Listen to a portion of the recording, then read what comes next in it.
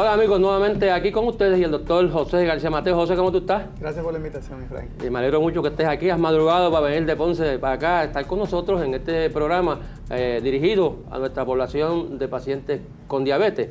En un programa anterior, en el cual discutí con el doctor Baco, hablamos sobre la adherencia a los medicamentos que el paciente diabético presenta, o todos los pacientes presentan, y se estima que un 70% de los pacientes no se toman sus medicamentos. Muchos pacientes estiman, ¿verdad?, que le hace daño. ¿Qué tú me puedes decir a mí de eso, de los daños? Porque ahora tiene más acceso al internet, a la información, y si leen que les hace daño al hígado, pues dejan de tomarlo. ¿Qué tú ves? Bueno, en realidad eso es una práctica que nos encontramos todos los días en nuestra comunidad, en nuestras prácticas de médicos. El paciente, el cumplimiento de la terapia se puede ver afectado por un problema de desinformación. O sea, no tiene mucha información sobre en realidad los efectos secundarios que tiene el medicamento, y hay muchos mitos creados por la misma comunidad, por los mismos medios. Exacto. Y obviamente una interpretación incorrecta de los efectos secundarios que tiene el medicamento. Obviamente están presentes los efectos secundarios, pero hay que interpretarlos de una manera mucho más eficaz para entonces explicarle al paciente de que esos efectos secundarios se pueden ver en los estudios, que en los estudios cualquier efecto secundario que ocurra hay que reportarlo, y que no necesariamente ese efecto secundario le va a ocurrir al paciente. O sea, que cuando hacemos un estudio nosotros, todo lo que le ocurre a ese paciente en el periodo del estudio hay que reportarlo al FDA. Aunque se caiga el paciente. Aunque se caiga el paciente, le dé un catarro, de los cuales... O sea que... Por eso, de los efectos secundarios que se reportan en la mayoría de los medicamentos es catarro, infecciones de tracto respiratorio alto. Y siempre está ahí el efecto secundario, y es porque, como es tan común, hay que reportarlo en todos los estudios. Así que, pero sí hay efectos secundarios directos de los medicamentos que debemos conocer, que debemos orientar al paciente, que el paciente los debe conocer y preguntarle a su médico antes de tomar una decisión de dejar el producto porque su primo o su vecino le dijo que el producto hacía daño, que dañaba el hígado, que causaba problemas, que causaba cáncer, que inflamaba el páncreas. O sea, que hablen con su médico antes de tomar la decisión, porque lo que está ocurriendo es que descontinúan el medicamento, luego uno le pregunta, ¿usted está tomando el medicamento? Y ellos, pues no contradecir al médico, porque muchas veces nos tienen miedo, nosotros somos figuras atemorizantes. Y entonces nos dicen que sí, que se están tomando el medicamento, y no se lo están tomando, y el azúcar está descontrolada, ¿y qué hacemos nosotros? Pues le añadimos otro medicamento. Eso es así, y entonces no se lo toman. Pero el problema es que debemos tomarnos el tiempo también de educar al paciente sobre eso, y darle la confianza también. Eso que tú dices, que somos una figura, ¿verdad?, que el paciente a veces nos va a ocultar si se está tomando el medicamento o no, es cierto. Pero debemos presentarle confianza a nuestros pacientes para que ellos en realidad sean sinceros y nos digan qué están haciendo con sus medicamentos, porque dejar el medicamento podría causar un problema de complicación mayor, hasta la muerte.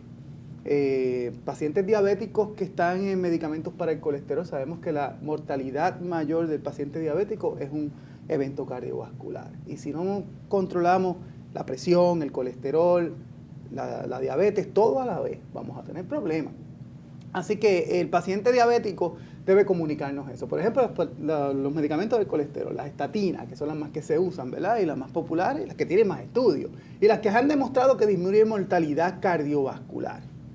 O sea, si tenemos este tipo de medicamento y el paciente lo deja de tomar, su riesgo cardiovascular va a aumentar. Puede aumentar los eventos. El paciente puede morir de un evento cardiovascular. El 75% de nuestros pacientes diabéticos mueren de una enfermedad cardiovascular. Y es una de las razones mayores que el paciente no esté controlado de sus condiciones metabólicas, como es la presión, como el colesterol, su mismo control glicémico. Estos medicamentos se metabolizan por el hígado, se metabolizan por otros pasajes, pero se metabolizan mayormente por el hígado.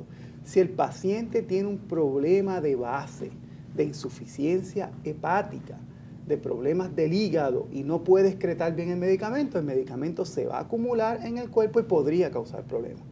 Por eso es que tomamos precauciones y evaluamos el hígado, evaluamos todos los pasajes de excreción del medicamento antes de dar el producto. Y si todo está bien, se puede usar.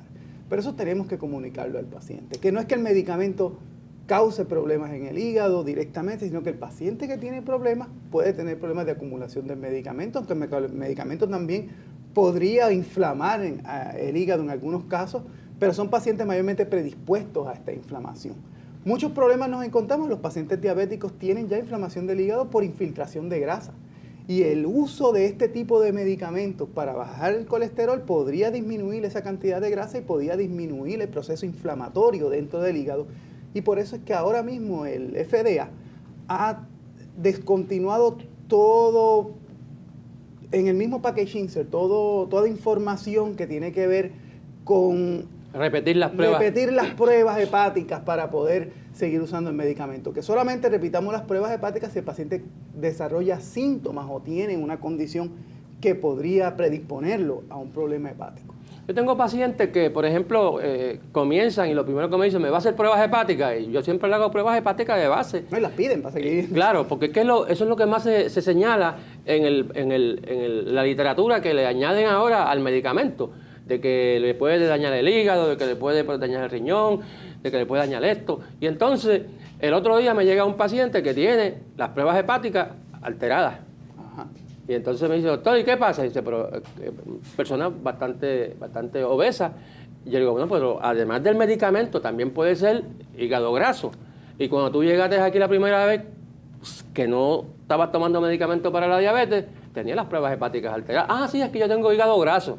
Dice, pues mira, para el hígado graso se recomienda que se controle el azúcar, porque el hígado es un almacén, se controla el azúcar y se controla el colesterol, los lípidos, porque en el hígado se almacena lo que el cuerpo no usa de más. Lo almacena para usarlo después. Pero, claro, la capacidad que tiene el paciente para interpretar los detalles que le dice esta literatura que le entregan en la farmacia, pues a veces los pone nerviosos. Nadie quiere tomar nada que le haga daño. Claro. Exceptuando los que son pacientes que padecen del corazón, que yo le digo, ¿y por qué no deja de tomarse las pastillas del corazón? Y dice, no, porque me muero. Y dice, porque se va a morir también si no se toma las demás pastillas, porque se le va a complicar la cosa. Pero quizá alejándonos un poco de estos daños que pueda hacer en el hígado, porque esto es algo que nosotros podemos trabajar con el paciente. Hay unos efectos indeseables o no deseables en los pacientes cuando le damos un medicamento. Por ejemplo, el paciente diabético que lo tratamos con pastillas, de las pastillas de la generación vieja, que llamamos la sulfonilurea, pues tienen mayor tendencia a desarrollar ¿qué complicación? Obviamente las sulfonilureas nos ayudaron por mucho tiempo en el armamentario del paciente diabético, todavía están disponibles, ¿verdad? Y nos ayudan mucho y son medicamentos que además de ser muy potentes son bastante costo efectivos y en esa época del manejo de diabetes que necesitamos tener costo efectividad tienen su lugar. Lo que pasa es que son medicamentos que obviamente los efectos secundarios son mayores, por eso es que desarrollamos medicamentos con una farmacología mucho más eficaz y mucho más segura. Antes, este tipo de medicamento aumenta la secreción de insulina, no importa cómo el paciente tenga el azúcar, la tenga alta, la tenga normal, la tenga baja. Su mecanismo es aumentar la cantidad de insulina. Y podemos tener un paciente que tenga un azúcar de 90 y tome uno de estos productos y el azúcar le puede bajar a 70, 60 mientras está guiando y puede haber un problema, ¿verdad? Son medicamentos que actúan todo el tiempo, o sea, no van a tener un freno y nos ayudan, y mayormente ese paciente que está bien descontrolado. Pero aquel paciente que ya tiene un control adecuado o un control casi en las metas, pues puede haber más riesgo de hipoglucemia. Y obviamente al tener hipoglucemia y tener la cantidad de insulina alta también, porque el mismo medicamento lo aumenta, también pueden aumentar de peso, retención de líquido, pueden mantener la grasa donde tiene que mantenerse y obviamente el paciente va a tener un aumento de peso. O sea que son efectos secundarios no deseables en nuestro paciente diabético que tenemos que estar pendientes y escoger bien a ese paciente que va a usar ese tipo de medicamento. Hoy por hoy ese tipo de medicamento de sulfonilurea, aunque lo tenemos en armamentario, no es de primera línea.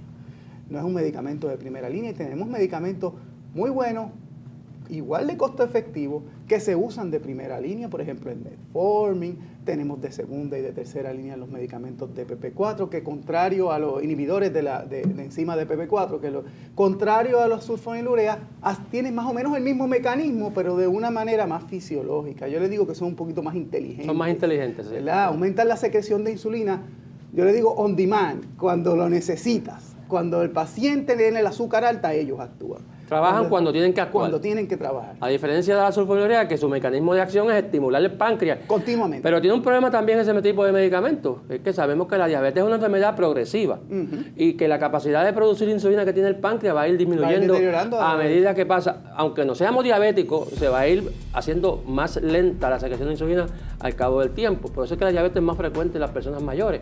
Así que en estos pacientes que nosotros los estimulamos con sulfonilurea, hay mayor riesgo de que ese paciente caiga más adelante en el uso de insulina. Pero de esos efectos vamos a continuar hablando luego de la siguiente pausa. Si deseas más información sobre Alerta Diabetes, puedes buscarnos en la internet visitando nuestro canal en YouTube, www.youtube.com/alertadiabetes o la página www.centrodiabetespr.com. Alerta Diabetes, porque estar en alerta significa estar en control y vivir mejor. Alerta Diabetes llega a ustedes en parte gracias a una contribución educativa de Lilly USA LLC. Para mayor información relacionada a fondos educativos de Lilly, visite la página www.lillygrandoffice.com. Bristol Myers Squibb.